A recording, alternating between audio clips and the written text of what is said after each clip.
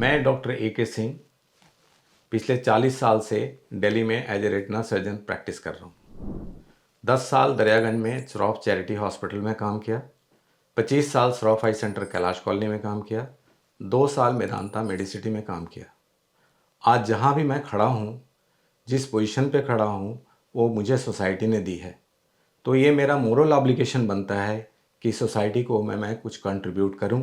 वो चीज़ें जो किताबों में, यूट्यूब में कहीं भी कुछ नहीं लिखा है, जो कि आप कुछ जेनेटिक डिसऑर्डर, जो कि एक ऐसा डिसऑर्डर है जो कभी भी क्यूरेटिव नहीं है, आप इसको प्रिवेंट कर सकते हैं, क्यूरेटिव नहीं है। जीन थेरेपी नई नई आई है, बट जीन थेरेपी सबके बस की बात नहीं है। वो बहुत ज़्यादा एक्सपेंसिव है और बहुत पॉसिबल भी नहीं है। 90% जो जेनेटिक डिसऑर्डर है उसको आप ठीक नहीं कर सकते हैं, इनफैक्ट उसको आप सारी ज़िंदगी झेल सकते हैं। तो मेरा मोरल ऑब्लिगेशन है कि उस जेनेटिक डिसऑर्डर को आप कैसे रोक सकें। बड़ा सिंपल तरीका है रोकने का। आइज़ में भी कुछ ऐसी डिजीज़ हैं जो जेनेटिक होती हैं, उसमें एक सबसे प्रमुख है रेटिनाइटिस पिगमेंटोसा और बचपन का काला मोतिया। ये दोनों डिसऑर्डर जो हैं वो ऑलमोस्ट आपको ब्लाइंड कर देंगे आगे चल के, जो कि आप बहुत आसानी से आप इसको प्रिवेंट कर सकते हैं जब आप शादी करते हैं।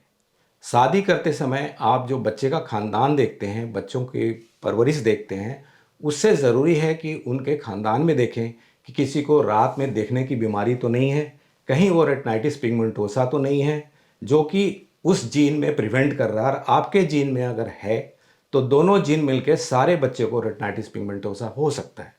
लेकिन अगर आप उसको पता लगा लें और उस घर में शादी ना करें तो इस डिजीज से आप बच सकते हैं।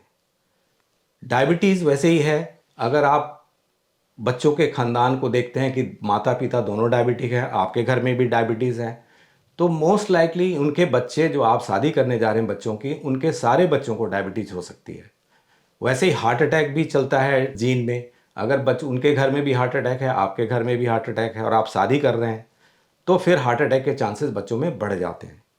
तीसरा सबसे इम्पॉर्टेंट चीज़ है कि आप जो जेनेटिक डिसऑर्डर है वो आप गोत्र में शादी ना करें। जो हमारे पूर्वजों ने बता के गए हैं कि गोत्र में शादी नहीं करना चाहिए, उसका एक साइंटिफिक रीज़न ये है कि जीन में वो डिजीज़ बैठी रहती है और आप गोत्र में शादी करेंगे तो दोनों जीन मिल करके सारे बच्चों में वो जेनेटिक डिसऑर्डर हो सकते हैं।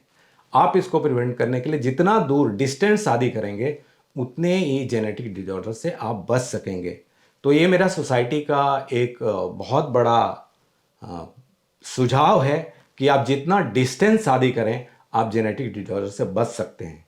और एक होता है जो सबसे कॉमन बीमारी है, हाई मायोपिया। -5 नंबर तक हम माइनर मायोपिया कहते हैं, 5 से 10 नंबर तक को माइनस को हम मॉडरेट मायोपिया कहते हैं और 10 से 15 और 20 नंबर तक को हम सीवियर मायोपिया कहते हैं।